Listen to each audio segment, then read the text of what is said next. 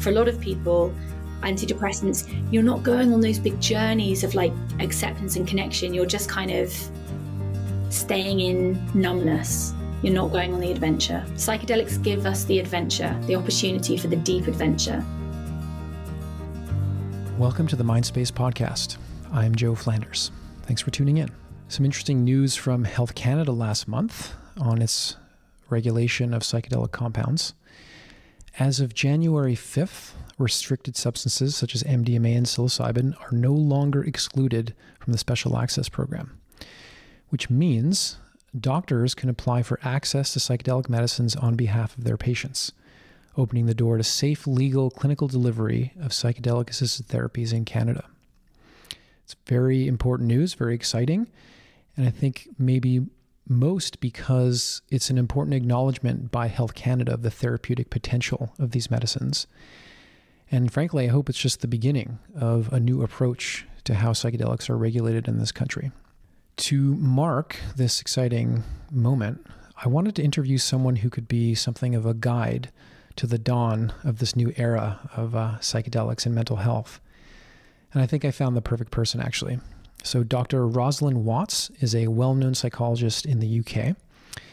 She's got a ton of experience doing psilocybin-assisted psychotherapy for depression in research contexts, most notably at Imperial College London.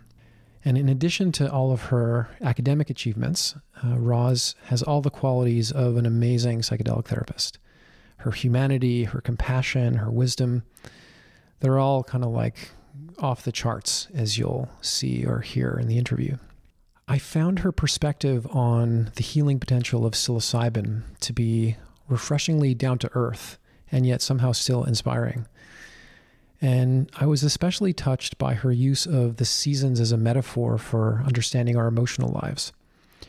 She encouraged us to think about depression as a kind of winter. Now, winter can be beautiful in its own way, but it can also be cold and isolating and numbing. And the challenge when encountering these more difficult aspects of winter is to not get stuck, to allow the seasons to cycle through. And this discussion was a beautiful reminder to me, feeling a little stuck myself in this brutal Omicron winter, to connect and trust impermanence. And I hope it offers you some equanimity as well. Our discussion also covered Roz's much discussed New England Journal of Medicine study comparing psilocybin to traditional antidepressant, the impact of the therapeutic relationship in healing, the role of psychological flexibility in mental health, Roz's development of the ACE model, which is her innovation on ACT for psilocybin therapy. And she actually guides me through an ACE body scan, which I found particularly interesting. Her evolving approach to psychedelic integration and the challenges that she's seen in integrating psychedelic-assisted therapy into mainstream healthcare. Now, finally, I just wanted to remind you to subscribe to this YouTube channel here and on all of your favorite podcast platforms like Apple, Google Play, Spotify, etc. So without any further delay, here's my interview with Dr. Rosalind Watts.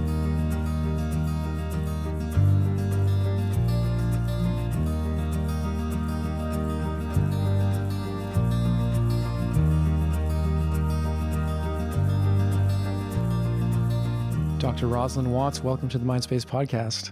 Thank you, Joe. Lovely to be here. Great. How's the day so far? Yeah, it's been a hectic one, but in a very nice, my friend's house, which is relaxing and soothing. And I've got my kitten sleeping at my feet. So that's pretty good. Very nice. Some embodiment for you there, which we might talk about later. Yes. Okay. So let's start with what exactly do you do and how did you get into this work? So, I guess I'm a clinical psychologist, and in the last 6 years, in fact, 6 years now, I've been working with psychedelics exclusively. I no longer work in other forms of therapy, just psychedelic therapy. And I got into this work Through a friend of mine who had had an ayahuasca experience that had really, really helped her depression. And I was quite skeptical about it and thought it sounded like a very strange thing to be doing and that she might die. I read some things online that said, you know, some awful stories of people dying in jungles, and was very, very concerned. But actually, you know, all these years later, very, very grateful to her for having that experience, because it was, you know, that thing about words have a certain amount of power, but actually seeing something for yourself. So reading people's accounts about psychedelic therapy is one thing, but when you actually know someone that has been through it and it's worked for them and you see the change in them, it's something that you really feel and resonate with. So when I saw my friend the first time after she came back from Peru, it was an energetic shift that I just felt. And so I went to volunteer as a sitter at the Imperial Psychedelic Research group, where they were just starting their psilocybin for depression research. So I went there in my maternity leave, just to get the experience of sitting with people through their experiences and learning about what it was all about. Very cool. And what do you do now exactly? So now I do two things. One of them is I am consultant psychologist for a trial looking at DMT as a treatment for depression. And similar to what I was doing with psilocybin for depression, so working on the therapy protocols and designing protocols and creating visualization scripts and all those things. And then the other part of my work is I have started I'm just starting now an integration community, which is it's a company that I am the founder of. It's kind of my own project. And I really recognize that in all the psychedelic work I was doing with people, the integration phase was often the most important one, and it was the one that was not provided for. So in the clinical trials, people have these experiences and they have one or two integration sessions, but we know that integration is a much longer process, and you need people around you who are familiar with the principles of psychedelic therapy, which are obviously so different in some ways to more conventional models of healing or therapy. So I wanted to start something up that was for people after the psychedelic experience. Yeah, so this is ostensibly an interview about psilocybin, but I have a feeling we're going to actually spend a lot of time talking about the therapy piece because, because I've heard you talk about some of the limitations of doing this kind of research in a more structured scientific research setting. So maybe I'll just put a pin in that one because I definitely want to do a deep dive. Yes. So do I understand then that you're no longer involved with the Imperial College London psilocybin for depression study? No, so when there were two psilocybin for depression studies, the first one was a pilot study, which was 20 people with treatment-resistant depression, open label. And then the second one was a randomized control trial comparing psilocybin with escitalopram, an SSRI antidepressant. And they were the only two studies planned for the Imperial group. And so when that second study completed, it actually had to finish slightly early because of COVID. That was the depression research completing. And there now is a study looking at psilocybin for anorexia. And there will be some other, I think, a psilocybin for chronic pain as well by the UK researchers. But the psilocybin for depression research at Imperial has completed. There is research looking at psilocybin for depression at King's College London. So a different one. And I'm sure they're going to be psilocybin for depression studies all over, I think, soon. But the Imperial one has finished. Okay. I wanted to ask you, and I definitely don't want to tax your brain too much here, but could you give us a little bit of a tour of the highlights of psilocybin for depression research? What do we know right now about how effective psilocybin assisted psychotherapy is for the treatment of depression? So we really thinking about my own kind of experience of going through those two trials with people and remembering the people and the faces and the experiences. So I think what I can talk about is kind of what I know And then there's of course the data, and that, you know, that it's the second study has just been written up for the New England Journal of Medicine, and so you can find the outcomes there, the study results, which overall the key finding was that in the study that we did finishing in 2020, comparing psilocybin with an antidepressant, that they were both effective at reducing self-rated depression scores, and that they were not significantly different. So the finding there was psilocybin and escitalopram both reduce depression, and they're not, psilocybin isn't actually better than escitalopram, which doesn't really kind of tally that well with people's, you know, like with like anecdotal reports. So I can explain to you, I think, the difference. Yes. If I could just say, it's like when I first came across the finding, I was like kind of disappointed, right? It's like, first of all, holy smokes, a study of psilocybin in the New England Journal of Medicine of all places. How cool. And then I you know, got to reading, and it's like, that's actually kind of a bummer. We're in a narrative here about psychedelics are about to save the world. And basically it's no better than, you know, these dreaded ubiquitous SSRIs that mask symptoms and have these weird kind of like tolerance issues. And, you know, every second person on the planet is taking them, and we're still a mess. Like, okay, so bring us back to reality here, Ross. Yes. Well, two things to say. In a moment, I'll talk about why actually it wasn't actually like those results in a way were quite misleading, and I'll explain why. And that actually the experience of the participants, I think, were the psilocybin treatments were very much more approved of by them. And I'll explain why, and why the study wasn't able to capture that fully. But also to say, based on your point about, you know, the narrative is that psilocybin is going to, I think there is, in a way, something quite valuable in this finding of, let's be grounded here and say, you know, it's working and it was safe for many people, not working for everyone. Psilocybin is working and it's safe, and escitalopram is still, you know, one of the gold standard treatments. So let's not go ahead of ourselves saying like it's the best thing in the world, and actually being quite respectful to our colleagues in psychiatry and psychology, and saying, you know, it's good to be humble, walk slowly, and be gentle in our proclamations about psilocybin. So I'm just giving that in there as a caveat, that in a way, although obviously we were all kind of like, we couldn't pretend that we weren't hoping that psilocybin was going to come out significantly more effective, there was almost something slightly, well, you know what it's like with psychedelics. You work with psychedelics and you start to, you know, this mantra of like, trust the unfolding, like trust the way things, the innate intelligence of how things are moving forward. And I did really, when I realized it wasn't significantly different, I felt the sense of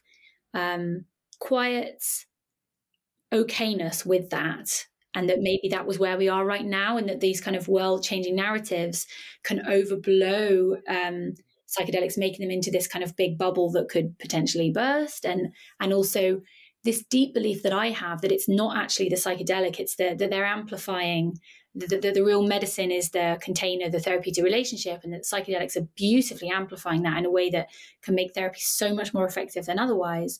But that you know, a paper in a journal like that, where it's very much focusing on the medical aspect of it as if it's like a drug intervention, putting too much emphasis on this drug being this kind of miracle drug, I think has problems and limitations too. So yeah, I mean, I think what I really wish is that, going back to the first point about why actually psilocybin, you know, why the paper didn't really kind of uncover the nuances, I would have loved in a way, I suppose it's just different journals have different kind of styles, but I would love the softer story to also be told, which is, I guess, which I'll tell you now, which is, so in the study, the design of it was that we had two groups of people, and they each went through the same therapy protocol. So that was the Accept, Connect, Embody protocol, which I wrote beforehand, which is a very, very minimal protocol.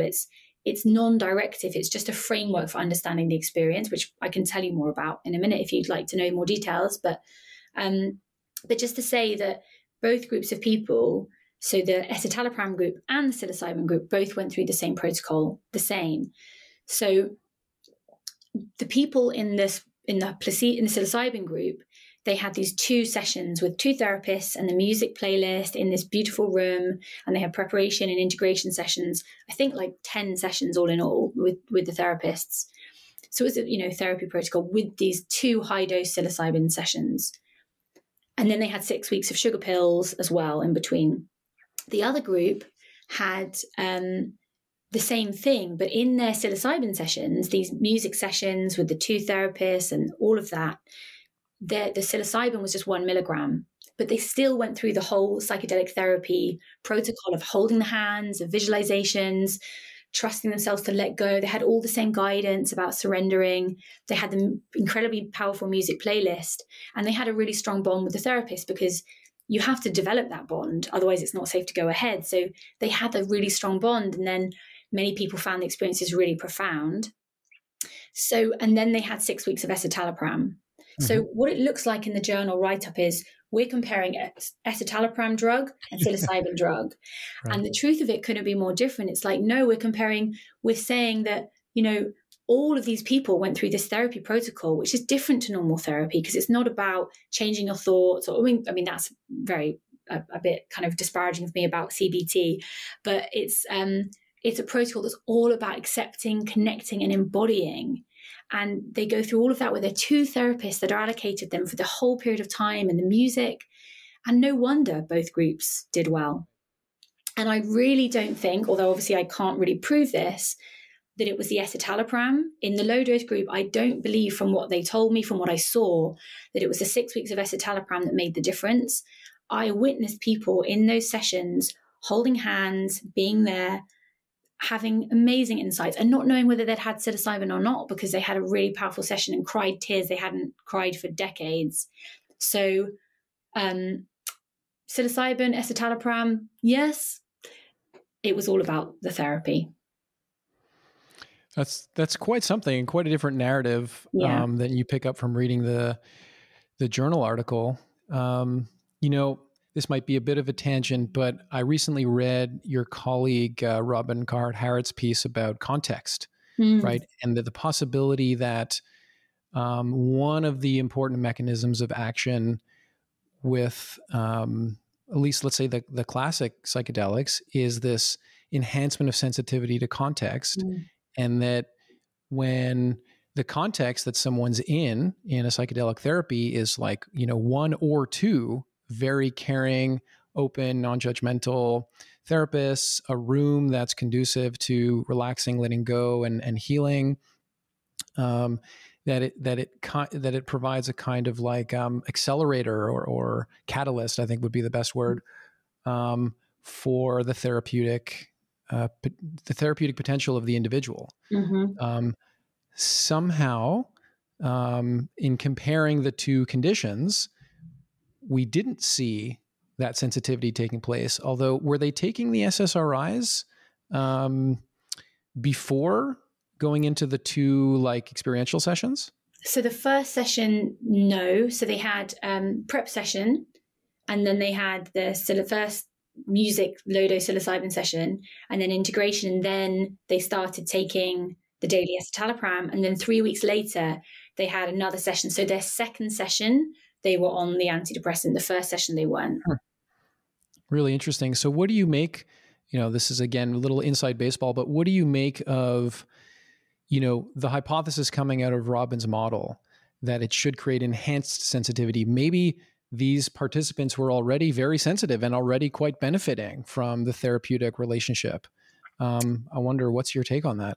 Well, my take was that people came into the study with very high expectations. Compare that to the first study where people hadn't really, there was not the same media kind of thing going on. So people came in with high expectations, and they were really, really ready. And in order to get through, we had an incredibly careful screening process where, we were basically cherry picking, really. We were kind of really like choosing people who we felt were really, really ready.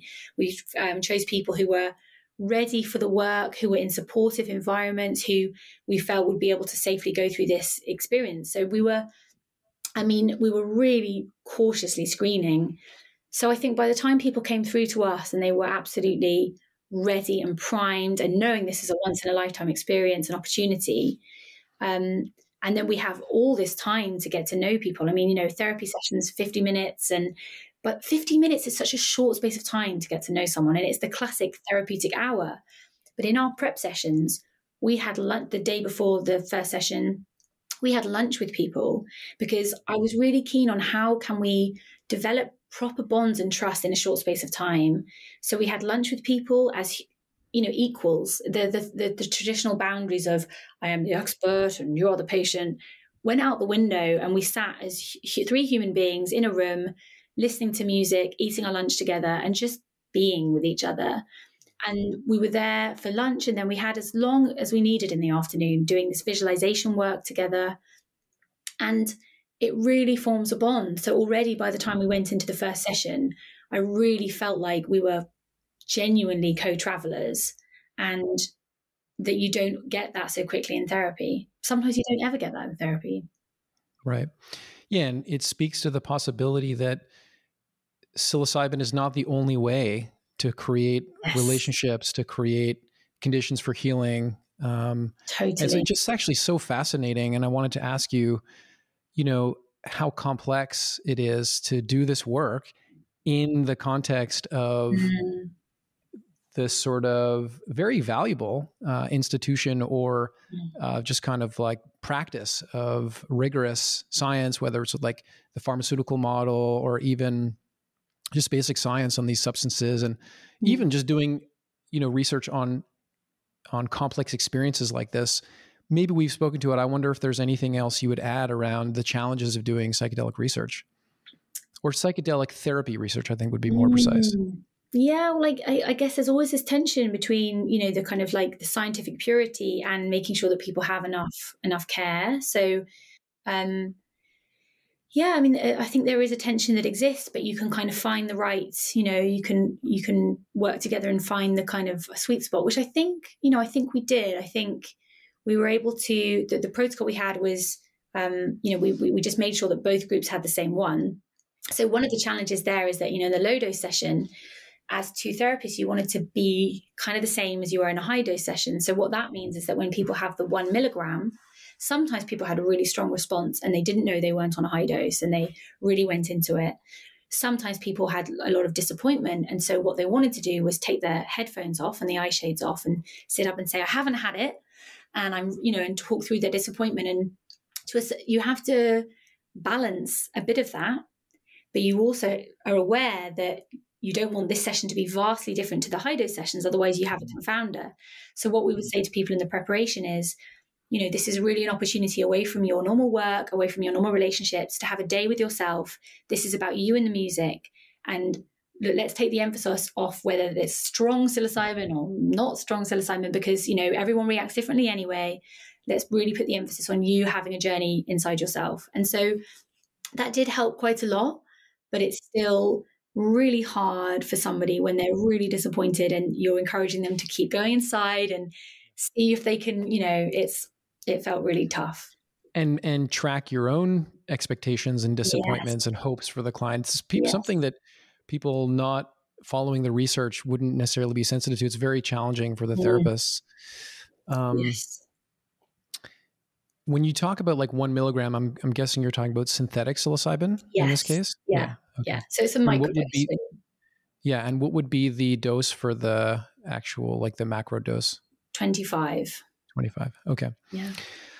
Okay. Now, you've got quite an interesting story, I believe, about how you decided to take care of the people who didn't get much integration support after the, you know, through the study, and how you took care of them after. Can you share that? Yeah, absolutely. So, so obviously in clinical trials, finding that sweet spot means that you have to be, you know, the intervention is psilocybin or escitalopram. It's not psilocybin plus the therapy has to be limited to support around the experience itself. It couldn't really provide therapeutic intervention afterwards.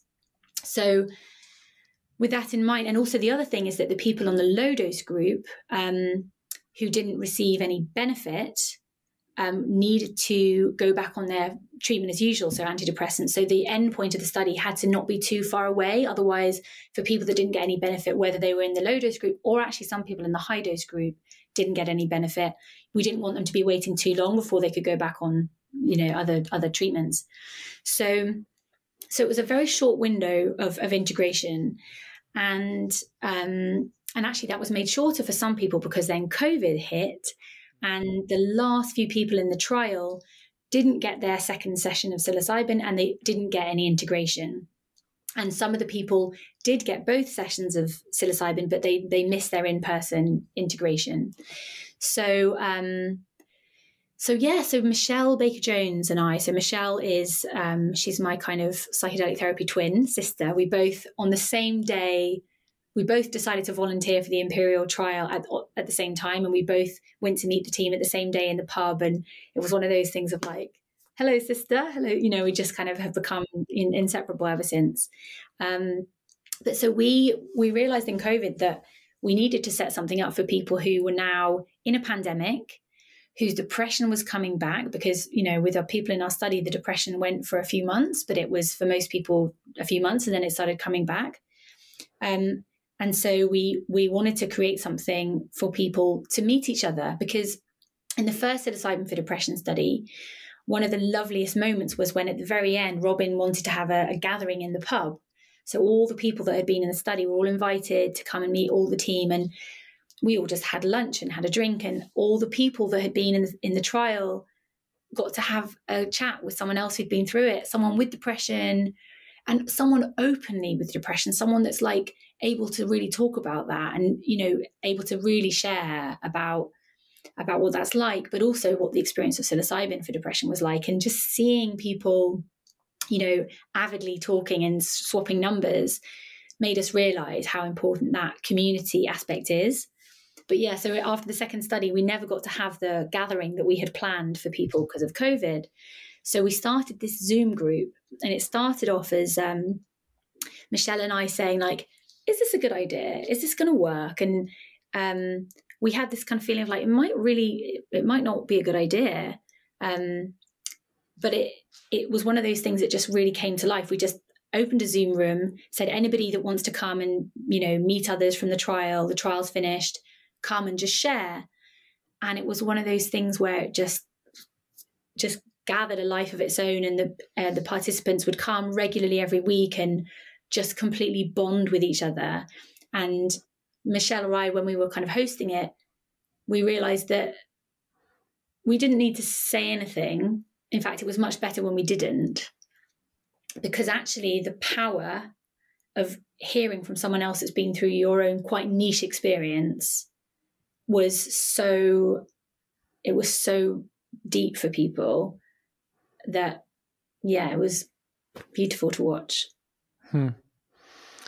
It's incredible, just the notion that we could study this stuff in a lab and then publish papers and like, okay, we're done. Yeah. Right? Yeah. Yes. That's not really the way these things work, right? It spills over very quickly. Yes. You said you weren't sure it was going to be a good idea. What would have been a bad idea, or what was the risk there? So after this, then it kind of developed into, because I was so kind of taken with the power of that, it then became the basis for various other projects I've done, which are all about sharing circles for people after psychedelic experiences.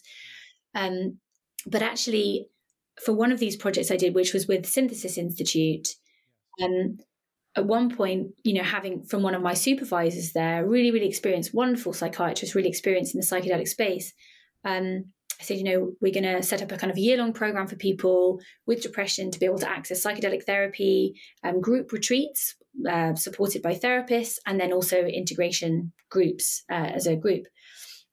And the response of this supervisor was like, that's actually, it might not be a good idea, because in his experience, putting groups of people when people are feeling really depressed, made people feel worse, made each other feel worse. And it felt like the people were becoming increasingly hopeless. So he said, in the lead up to the retreat, it's not going to be helpful. And then it might be more helpful after the retreat when people are feeling better. But then when the depression comes back, it's going to go back to making people feel worse. But actually, something inside me wasn't sure about that, because I remember doing training with the Samaritans, which is, I don't know whether you have it over there, but Samaritans in the UK is a befriending service for people. It's a phone line when people are feeling suicidal, they can call. And I remember the training there, they always said to us, always ask people about suicide, always ask the questions that feel difficult, because you might think you're putting an idea into somebody's head, but actually you're not. You cannot put ideas into people's head. People are feeling how they're feeling. And if you give them an opportunity to share it, it doesn't make them feel worse. It's just a release. It's a relief for people when they're carrying these awful feelings that are sometimes unspeakable. When someone speaks to them and say, if you're feeling that, please tell me, because it's okay. So much more protective and better than the elephant in the room that we don't want to talk about. So because of that, and that proved to be so true in the work that I did with them, that I thought, because I don't suffer from depression myself. So that's always been a bit of a difficulty for me, that I don't have that personal insight into what it is like to be depressed. I've spoken to my friends that have suffered from depression, but because I haven't had that lived experience, there's sometimes I worry there are things I don't get. But when I really tried to identify with that, and I thought, imagine if I'm carrying around this weight inside me and I'm with a group of other people and they're all describing the same weight, is that going to make me feel more hopeless, or is it just going to make me feel seen and like I'm not alone and like it's okay to share it? And that was exactly what happened. It was like this physical thing of taking the masks off. Like when the Zoom group opened, it was almost like you could physically see people taking off the mask that they carry around with them all day, pretending things are okay because they feel that they should, and they don't want to make people worry. They don't want to be a drag, and taking off the mask and just being able to, in their sharing time, say, yeah, I feel absolutely hopeless and desperate. And it was okay, because that was how they felt, and then somebody else would hear them and nobody would respond to each other or try and fix it or offer advice. Then their time would finish, and then the next person would share about how they felt. And actually they all just felt this sense of relief of, we are all in this very dark place and we are all here together. How beautiful. It's interesting actually listening to the story, because you said when the depression comes back, or these people feeling hopeless and connecting maybe around that. Part of me wants to say, well, wait a second. These people did psilocybin, and isn't one session of psilocybin, life-changing, mystical experience, depression is cured. It's like surgery. Let's get on with it. Get it into the drinking water so people don't feel depressed anymore. That's not really what happens, is it? No, I actually just felt like a tear come to my eye when you said that. Like I had this real surge of emotion, because I remember that narrative and really, thinking that was going to be the way forward. And then the experience of working with people long term has shown me that it's absolutely not. We wish it was, but no, it's absolutely.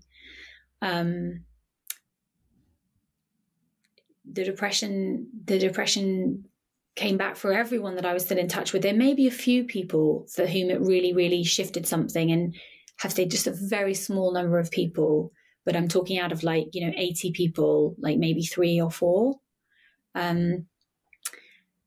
But for most people, it comes back. And the metaphor that I really started working with, and the one that then has kind of been the foundation for the work I've done since, is of the cycles of nature and the seasons in nature, and the fact that, starting to think about like a psilocybin experience as like a kind of spring, summer opening, and then there will inevitably be autumn and there will be winter. And it doesn't obviously happen in that linear cycle, but that we all go through the cycles of spring, summer, autumn, and winter. And trying to hold on to an idea of like constant summer is so typical of our culture, because we want, the never ending sunshine and, the kind of consumerist dream of like, we can find a way to like rig this show and be always happy. But if you think about like the cycle of nature, the course of a day, we go from night into day into night, and the course of a year, we go from, in the parts of the world where you have seasons, that cycle of dark and light is so fundamental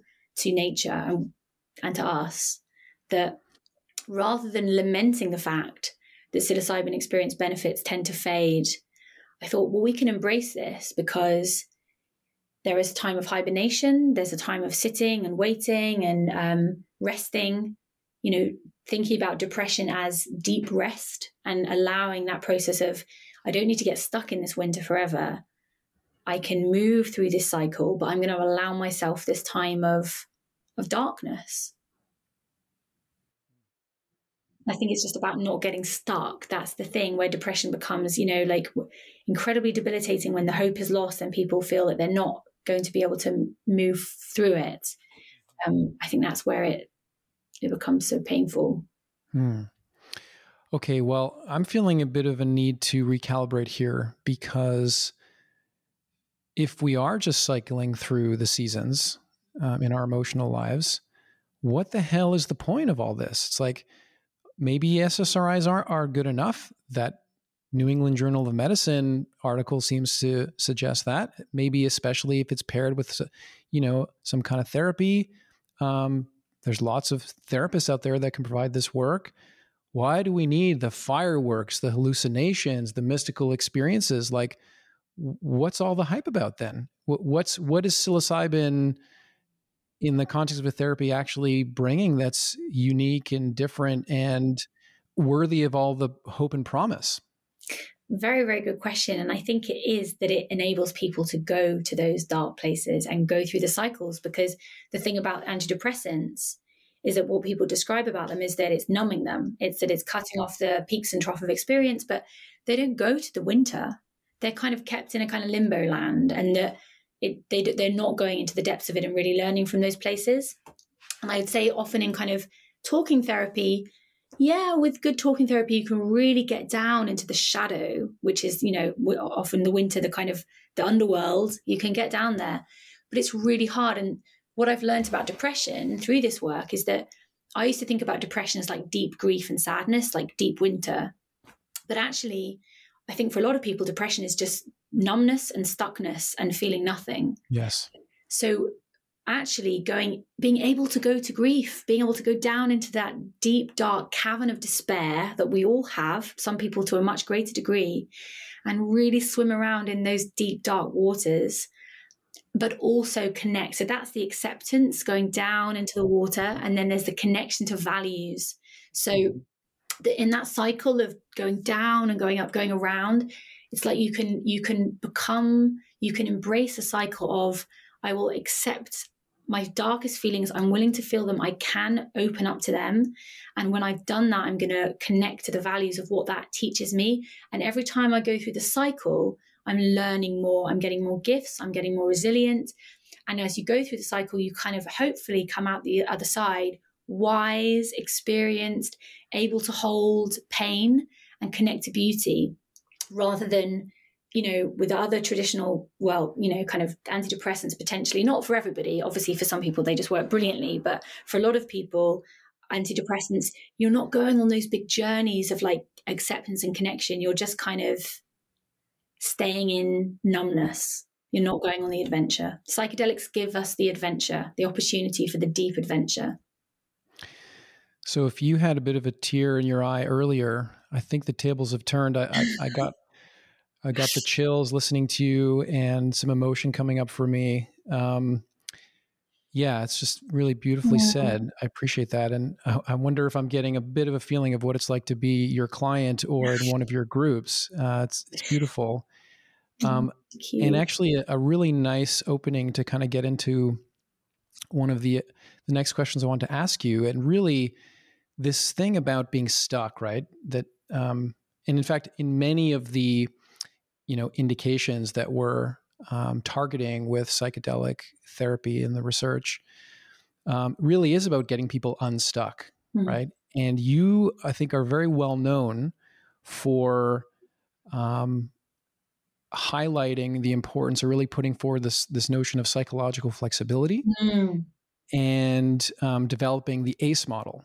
So I was hoping you could just tell us more about, what psychological flexibility is and how you sort of landed on this model. And I think you got into it a little bit, naming some of the dimensions of the ACE model. But yeah, can you just give us a little primer on that whole thing?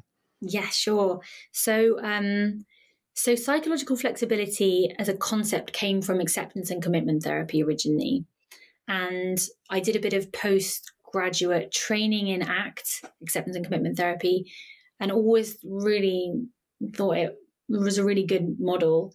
And one of the main kind of foundational principles of ACT is of psychological flexibility, which is depicted as a hexaflex, which is a kind of hexagonal diagram, which basically has 6 points, 6 different processes that all together interrelate to create psychological flexibility.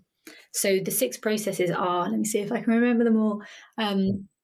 So there is diffusing from, so it's diffusion, and that is about detaching yourself from constant repetitive thinking and being able to have a distance between you and your thoughts. Then there is present moment awareness. So for me, that's about kind of coming out of the mind, thinking about the past or the future, and coming into sensory engagement. So the breath, the body, the present moment. Then there is acceptance, and that's sometimes called willingness to feel. So that's really about emotion, really allowing those usually painful emotions, sometimes happy too. And then there is the observer self, or sometimes called self as context. And that is something about identifying with the larger self. So if the ego is the small self, the kind of the ego mind with its concerns and worries, the larger self is, one metaphor, it's like the sky, not the weather. It's the bigger self that can watch the little self with its struggles and feel like it's larger. And then there is values, connecting to values, which is kind of obvious. And then the final one is committed action. So being able to actually do things in service of those values. And ACT therapists with clients will sometimes assess where somebody might be a bit stuck in one of these areas, and where, like, think about interventions to help them boost that. And when I was doing qualitative research with the participants of the first psilocybin for depression study, I interviewed them all about what psilocybin had done, how it had helped them. And there were these 2 very strong themes that came through. The first was that psilocybin was helping them go from disconnection to connection. So they described that in depression, that they felt disconnected from themselves, the world around them, disconnected from their feelings, their bodies, and disconnected. And then after psilocybin, it was like this kind of concentric circle opening up of mind feeling more connected to their body, connecting to emotions, the body, connecting to other people, connecting to the world around them, nature, and connecting to a spiritual principle sometimes, or a sense of interrelatedness of all things. So that was the first theme. And the second theme was about people described going from avoidance of emotion to acceptance of emotion, being that before they'd been cutting off from emotion, distracting, numbing so much. We all do so much numbing in our society, and they were going from that avoidance of emotion to acceptance of emotion, willingness to feel. So I was like, okay, this is, the Hexaflex kept coming into my mind, and I kept thinking, this is so similar to what ACT was saying. So I cut the Hexaflex in 2 and put 3 of the processes as a kind of acceptance triad, and 3 of them as a connectedness triad. So one was about accepting feelings, and the other was about connecting. And then when I looked at it, it was like a kind of like almost like a circle with a blue half and a pink half, because I gave the acceptance blue and the connection was pink. And then I started looking at it, and I was like, it looks like the sea and the sky. And then from there, I developed this idea of, I'm going to put the 6 processes in order of a journey. So then what it became is a pearl dive. So if you imagine like the surface of the sea, it's like got waves on it. It's like choppy waves. And the first process there is diffusing from your negative thoughts, like they are the waves of a sea constantly bashing against you. You're swimming on the surface of the sea, and wave after wave is just like psh, psh, in your face. That's the first process. The second one is you go into your body. So present moment awareness, come out of your head and into your body as you dive down beneath the surface of the sea. Basically, when you take the psilocybin, and you choose, when you take the psilocybin, to dive down from those surface level thoughts to diving down into your body, awareness of your felt sense. And then the third process is diving right down to the bottom of the sea. And there you see the murky, kind of sandy layers. And that's all about where the horrible feelings or the really tricky, icky feelings are lying. And they were described as like oyster shells that were very spiky and unappealing, but that you should swim towards them and open them up and search through the slimy innards, because by being with these experiences, you sometimes find the pearl, which is the meaning. And then the second half of the journey is you find the pearl and you swim up to the surface of the sea. And then you have that one, the observer self, the sky, not the weather. You look around yourself and you look around and you see everything differently because you've been on this journey. And then you connect to your values, and then you connect to intentions about how to actually enact these values in your life from this moment forward. So that's the accept, connect, embody model of the analogy of a pearl dive as a psilocybin experience. Very cool. So much to ask you about this.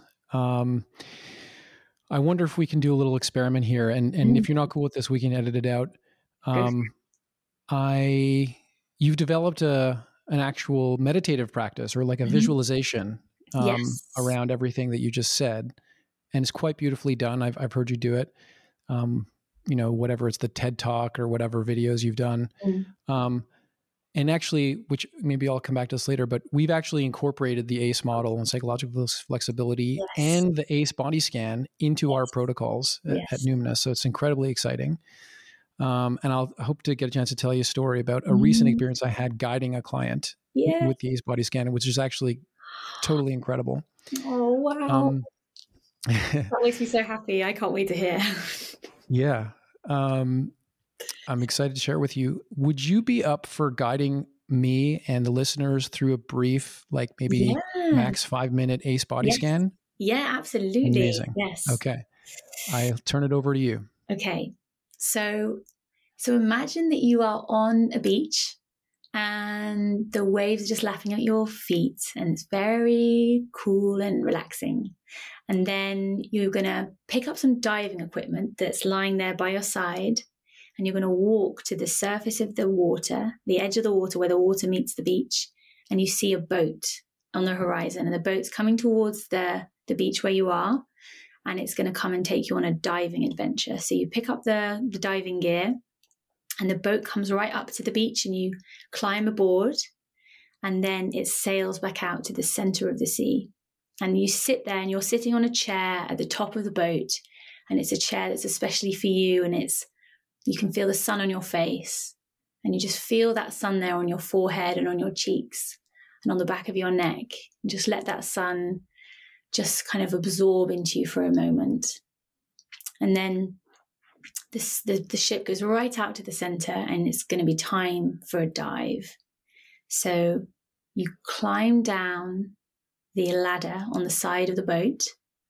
And when you choose to dive down, you know that you're making a conscious decision to, for a moment, dive down from your mind into your body for a little while. So you're on the edge, you're on the ladder, and then with your diving equipment on, you dive down beneath the surface of the waves, and then you feel that sense of being held by the water. There's the warm water all around you, and you dive down. And as you dive, just do a body scan. So as you're diving down, you imagine that your hands are diving down, and just bring your awareness down through your body as you dive. So just bring your awareness to the tips of your fingers surging down as you dive. And then as you surge down through the water, just bringing your awareness up through your hands and through your wrists, your arms, and then over your head, your forehead that's diving down, and then your cheeks, space behind your eyes, your neck, and then down through your torso, bring awareness to your heart, and your lungs, and your belly, and then all the way down your torso, your hips, your thighs, your legs kicking as you dive down, and your knees, and your calves, your heels, and then the very tips of your toes.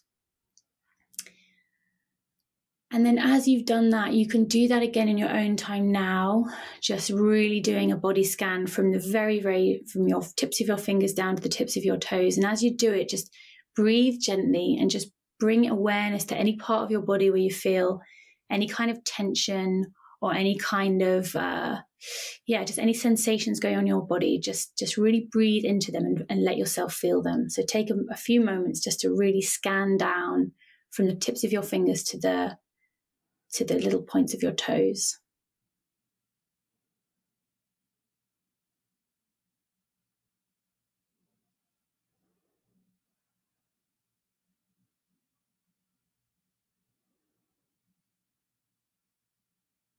And then what we're going to do is imagine that as you're swimming down, you get to the very bottom of the sea.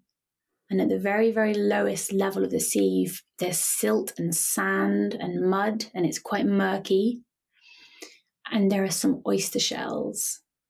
And we're just going to go into one oyster shell now. And the oyster shell is going to be something that is difficult that you feel in your body somewhere. So any tension that you felt, could be a tightness in your chest, it could be any sensation, anything that you felt going on there. Just imagine that is an oyster tightly clasped at the bottom of the water, at the bottom of the ocean. And you're going to swim up to it. And you're going to open the shell. And you're going to open that feeling up in yourself, which means really allowing yourself to feel it. So breathe into that feeling, wherever you feel it in your body, as you open up this oyster shell and breathe into that place. And you're going to make that feeling a little bit bigger. So really allow it to be just as it is. Don't try and make it better or fix it. Just really breathe into that feeling and open it up and stay with it for a while. And as you let it grow, just have a little moment now of silence from me, where you're just imagining that you're searching that oyster for a pearl, some kind of insight, some kind of meaning about what this feeling in your body is actually trying to tell you. What is the message that this feeling gives your body? It doesn't have to be a great big insight, just what is your body nodding to you and saying in this moment? So just stay with that feeling. And I'm going to leave you a minute to just really feel into it. And then I'll let you know when the minute is up and you can swim up to the surface of the sea with any pearls that you might have found. So you've got 1 minute from now to just really feel into that sensation and open up to it.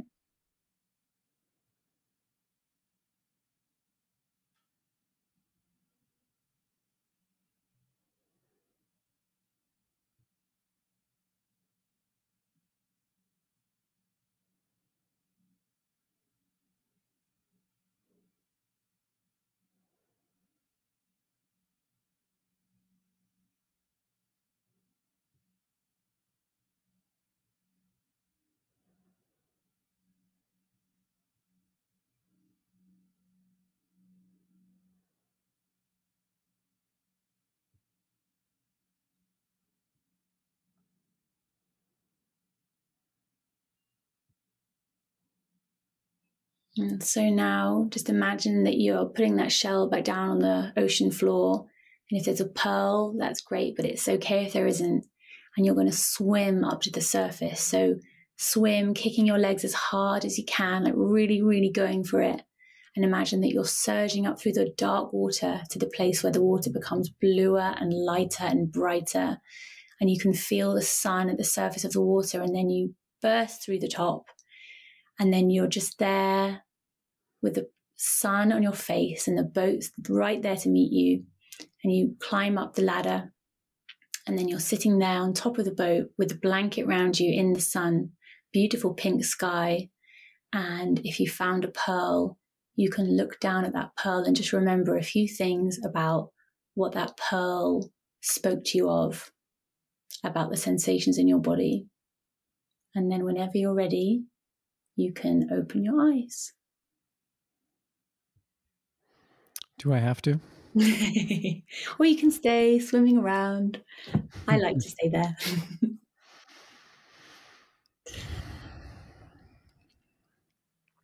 Thank you, Roz.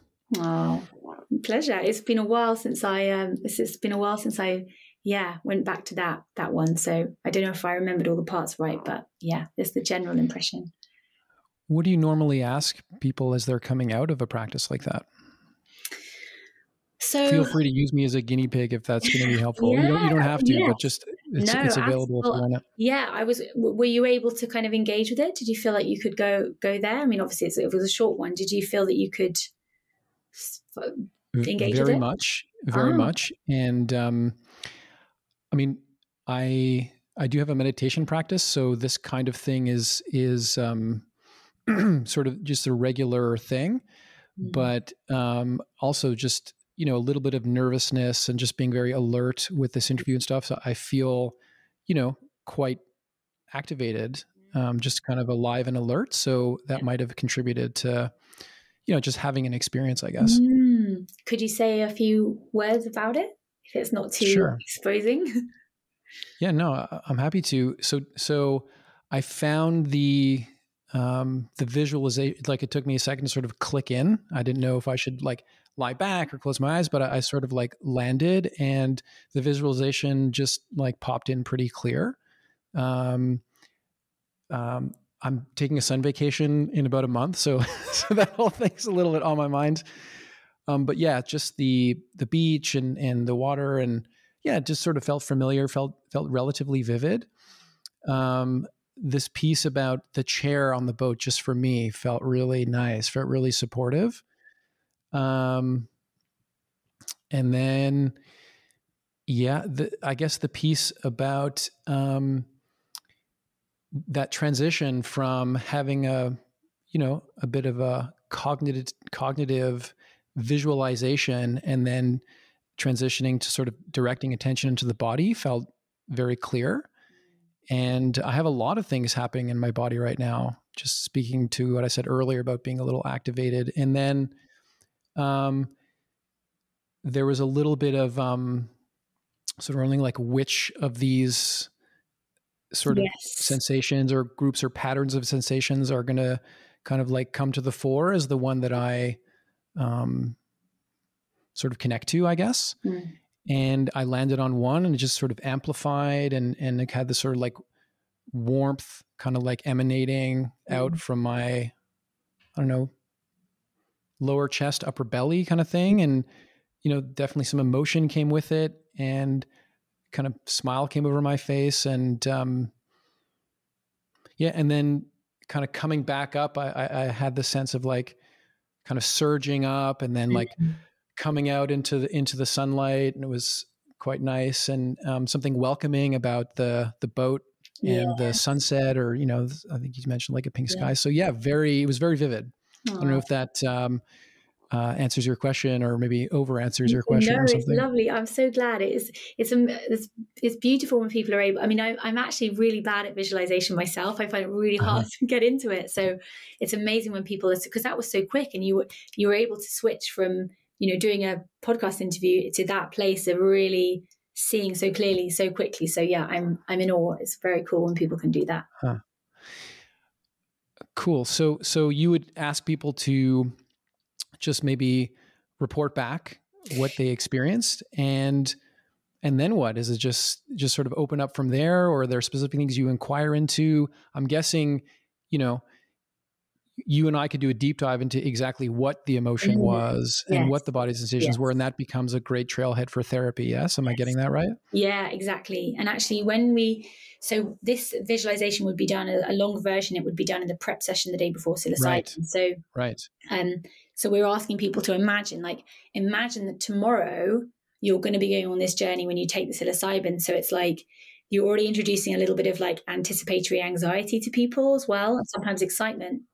So you're doing it with them on the bed that they're going to be having psilocybin on the next day, with the headphones on, although slightly to the side, and the eye shades and the music playing. So it's kind of like a practice run for the actual psilocybin deep dive. And they have two therapists either side holding their hands if they want to. So we're really running through. So the purpose of the visualization is partly for them to gain a language for sensations, but also crucially to communicate them with their therapist, because one of the things I found in the first study is that people would be going through all sorts of stuff inside and sometimes really want to connect with the guide, the person next to them, and tell them about what was going on to help them kind of move through it. But they didn't know how to reach out or ask for help or get support because they felt so far away and they just didn't know how to. So by doing this visualization the day before, we were kind of practicing how it feels to have a feeling and communicate it with us. Like often in the psilocybin experience, they wouldn't need to, but just so that if they did need to, we'd practice it. So when we did the visualization, we would say, so, can you find an oyster? And actually people would live report what was going on. So they'd say, yeah, I'm feeling an oyster of this. And they would talk us through what they were feeling in the moment. And so it just enabled us to have that connection with them of like, I'm here with you side by side. We're connected in your experience, so that if people wanted to connect with the guides, they could. So that was kind of the other purpose of it, communication.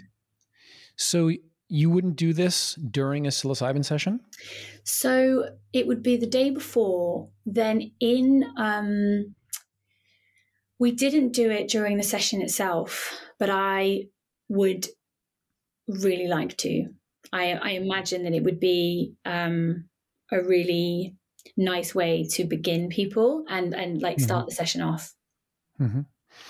I'll tell you quickly, I know we're unfortunately getting low on time here. I could just do this for much longer, but I do ketamine-assisted psychotherapy. Yes. And I'm working right now with a client who does have a hard time getting out of her head. And on the second medicine session, she took the ketamine and we waited for it to sort of come on. And she said, I feel like I'm resisting the medicine coming on a little bit. I don't know how, I don't know what to do. And we chatted a little bit about the different options. I ended up sitting on the ground next to her and guiding her through an ACE body scan. Not anywhere near as elegantly as you just did, but the key elements were there. And what was part of what was cool about it for me, which I don't normally get in a body scan that I'd be guiding in like a mindfulness-based stress reduction group or something, is like it was a bit interactive. I would ask her to tell me about the sensations, and we just sort of landed in this part of her chest that's normally quite tight when she feels anxious, and she was describing kind of opening and a peacefulness there, which was quite unusual for her. And then, we sort of just kind of like winded it down. She put on her headphones and then just took off. And she had like a really beautiful journey. And I really felt like the body scan helped disarm the resistance a little bit. And it was like just that whole process of like having the experience of like holding tight, resisting, and then letting go was incredibly therapeutic. But then everything that happened on the medicine was also really interesting too. So pretty awesome. Pretty awesome. That's wonderful. Yeah, it's so brilliant to hear. Yeah, kind of. Yeah, to share those stories. It's lovely to hear. I hope there'll be lots more in the future where we can all, this model and all the other models that are going to develop. There are going to be so many, great ways of working, and it'll be nice when all the people. Well, the community is developing, and it's lovely to share with. I mean, that's the whole learning of all of it. It's just how nice it is. Psilocybin adventures, journeys, or psychedelic experiences. There's a lot about the idea of the hero's journey, like the individual journey that we go on individually, but it's something about the shared journey that we, you come back down from the mountain and you tell people about it, or just, going through the journey together. It feels to me like that's kind of really important of what we need right now. Yes, totally agree. Well, maybe I can squeeze in one question. I want to give you an opportunity to say more about the projects you're working on, and then land this in the next 8 minutes. So let's see what we can do. I find it very cool that you're actually doing this work in a few different settings, a few different contexts. So yes, the academic research, there's the work you've done in industry as well. And now I guess something along the lines of clinical practice or private practice with these integration groups that you're doing. I'm just really curious. And again, we can talk at length about this, but maybe just some initial thoughts about what it's like working in these different contexts and sort of the broader kind of challenge of integrating these very mysterious and very complex substances and experiences into kind of mainstream life, with their rich history and different lineages and stuff. So yeah, maybe just some thoughts there. Yeah, I think my thought there is, so I guess like an analogy that came to me the other day, I love analogies. Another water one is like thinking of the mainstream as like a stream, and like the river, and psychedelics coming in like a little stream to the side. And so there's two ways that can work. Either you get the mainstream, the river and the stream, and that the stream affects the river. It has an impact on the river. So psychedelics come in with their unique ways of working and the lessons, their teachings, and they affect the mainstream. So the mainstream changes because it's being accommodating this new way of working, these new value system. Or the other way is that actually the stream gets changed by the mainstream, like the river affect, like almost dilutes it or takes away its essence, because it then just gets diluted into the mainstream. And I think in a way both will happen. I think it can't be either or, but if we're aware of the great loss, the great sadness and the great injustice, if the particular essence, spirit of this amazing stream coming in, if that was lost to the mainstream, then that would be a great tragedy. Because when I think about what the spirit of it is, the essence of it is about interconnectedness, that is the teaching. So many indigenous groups and cultures have the same teachings around all things are connected. Like, the mycorrhizal networks that connect all the trees and the forest, like we're learning more and more about the way our ecosystems work, and it is through interconnectedness. And so if that's what the essence of psychedelics are about, their plants, they're telling us about interconnectedness, the importance of interconnectedness and how much we need that, then if we lose that message and they become co-opted into the mainstream and they become just another part of kind of capitalistic drug culture, like pharma companies giving it as yet another, intervention, and that the spirit is lost, it will be, I think psychedelics will lose their power and potentially be unsafe.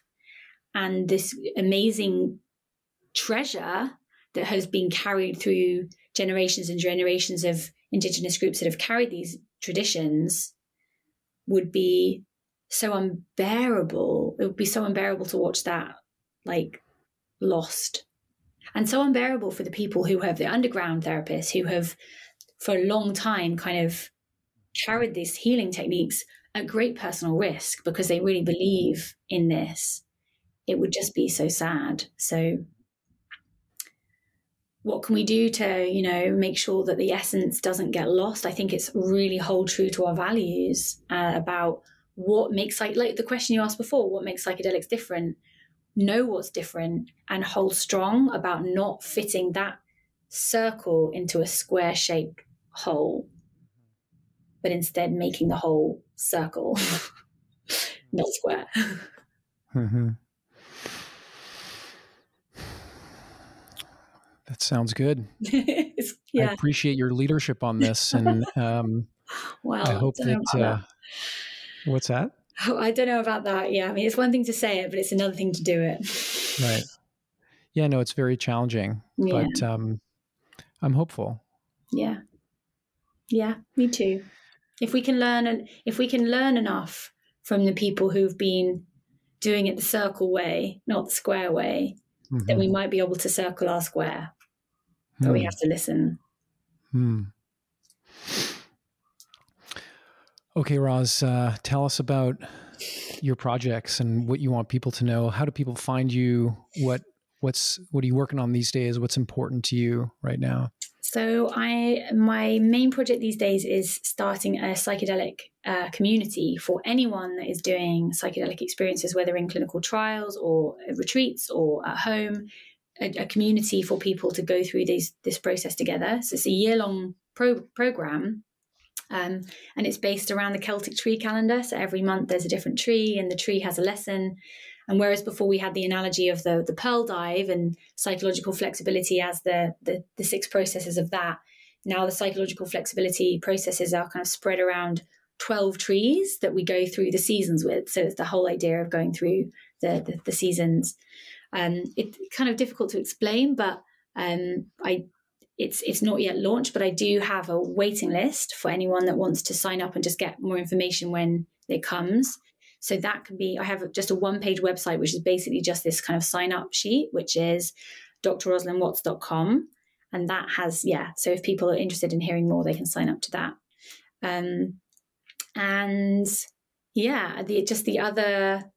So it's kind of, it's all about building connectedness to self, other people, and nature. And there are lots of kind of nature metaphors in the program, and there's visualizations.